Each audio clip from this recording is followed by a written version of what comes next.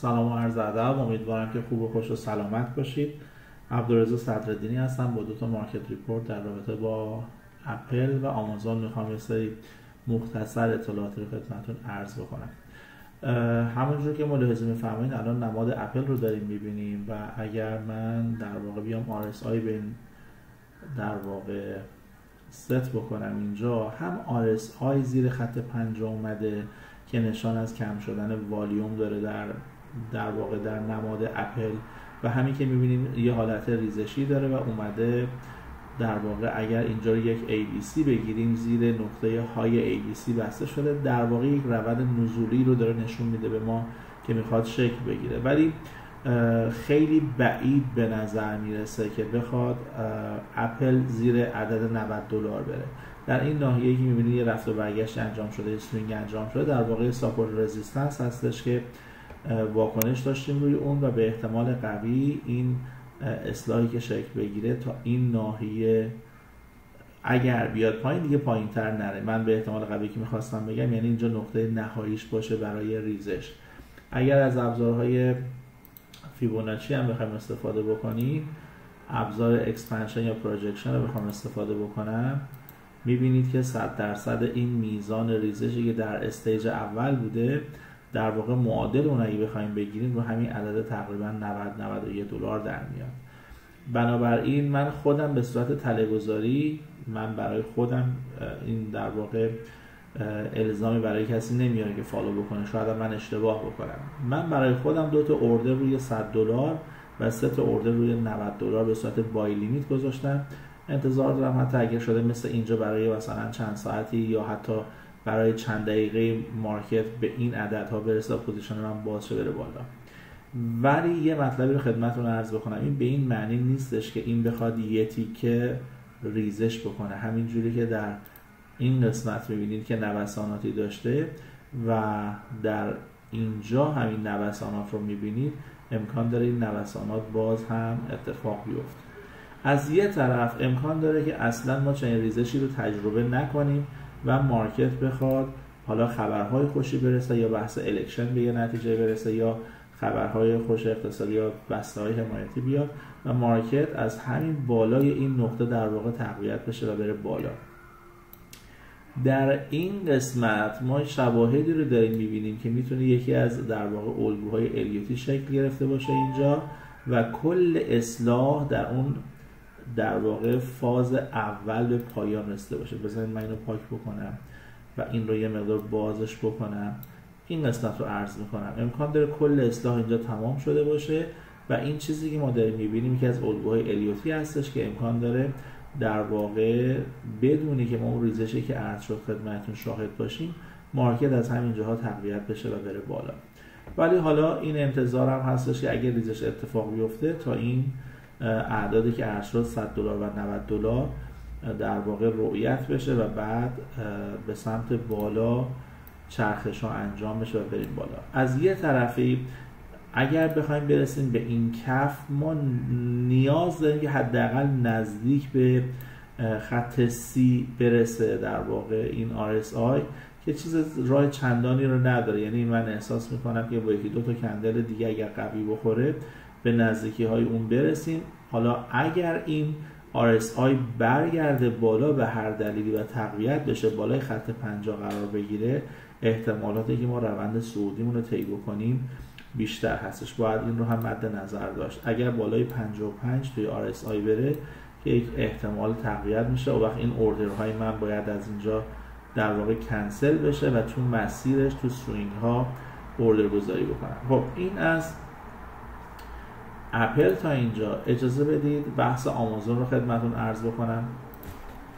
آمازون هم در واقع شرایط شبیه به همون داره و همون حالتی که بسیار مشابه با چیزی که در اپل دیدید اینجا هم هست.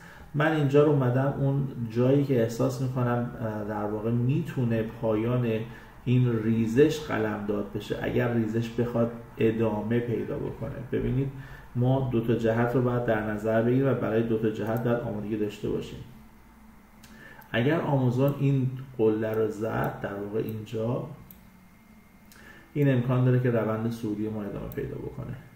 امکان داره، 100% نیستش، امکان داره بیاد نوسانات اینجوری بده و بیاد پایین و امکان هم داره که بره بالا. بنابراین اگر اینجا رو بزنه و این RSI بیاد بالای 55 احتمالات صعودی بیشتر هستش، ولی اگر بخواد یه سری نوسانات ریز بزنه و بیاد پایین میتونه تا این تریتوری که مشخص شده، تا این حریمی که مشخص شده، من با یه رنگ دیگه استفاده بکنم، این خط قرمزی که در واقع مشخص شده که در واقع 100% این میزان ریزش رو هم داره محاسبه میکنه، اتفاق بیفته و بیاد پایین. اگر بخواد بیشتر از اون ریزش بکنه، یکی از مقاومتایی که سر راش هستش، ارزم به حضورتون 2670 هستش. یه 2670 اینجا ما سر راش داریم و این خط بالایی هم همینجور که سمت راست میبینید اینجا عدد 2800 رو داره نشون میده.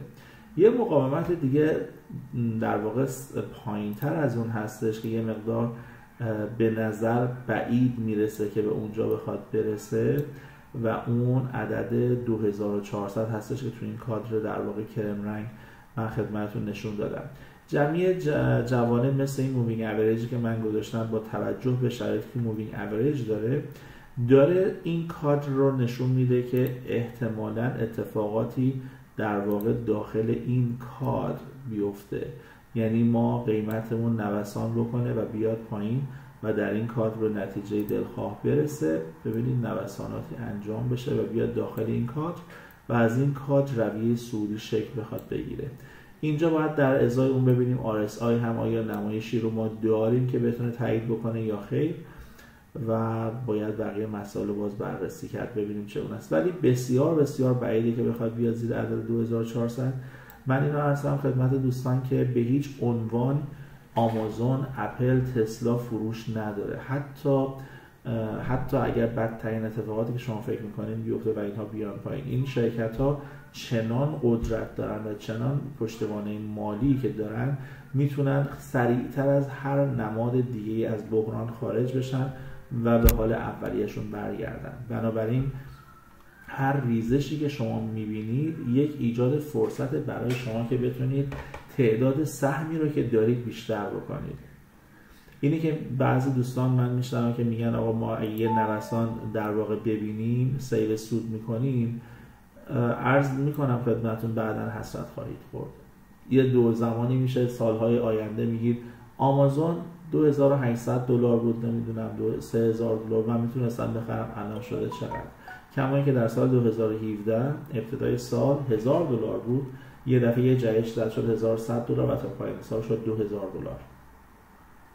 اینه که حواسمون باشه این نمادهای عالی و برتر به هیچ عنوان نباید آدم فروش بکنه، هر چه میتونه باید ذخیره و اندوخته بکنه برای آیندهش.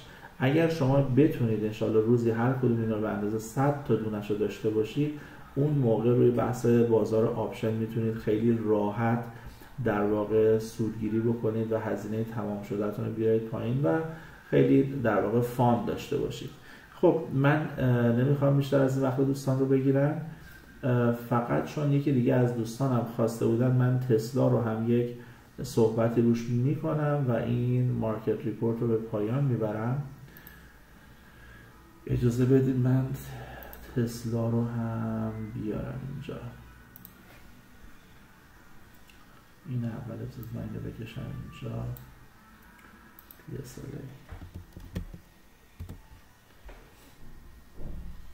تسلا از اون نمادهایی هستش که قبلا هم عرض کردم، چون یک بار عدد بالای $2000 رو دیده و بعد اسپریت شده، قطعا این پتانسیل و این جست رو داره که باز هم به اون عددها برگرده. این به تجربه ثابت شده که این گونه شرکت ها چنین پتانسیلی رو دارن. بنابراین الان اگر ریزش میکنه داره به شما این، نه به شما، به من تریدر این لطف رو میکنه که در قیمت بهتری بتونم خریداری بکنم.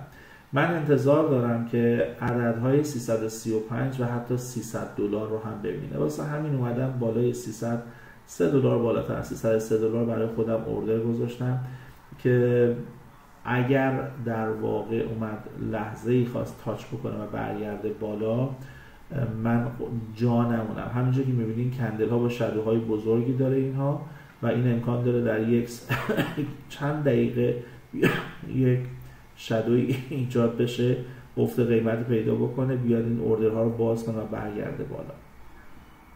اتفاقی که اینجا داره میفته ظاهرا یک مثلث رو داره برای ما ترسیم میکنه.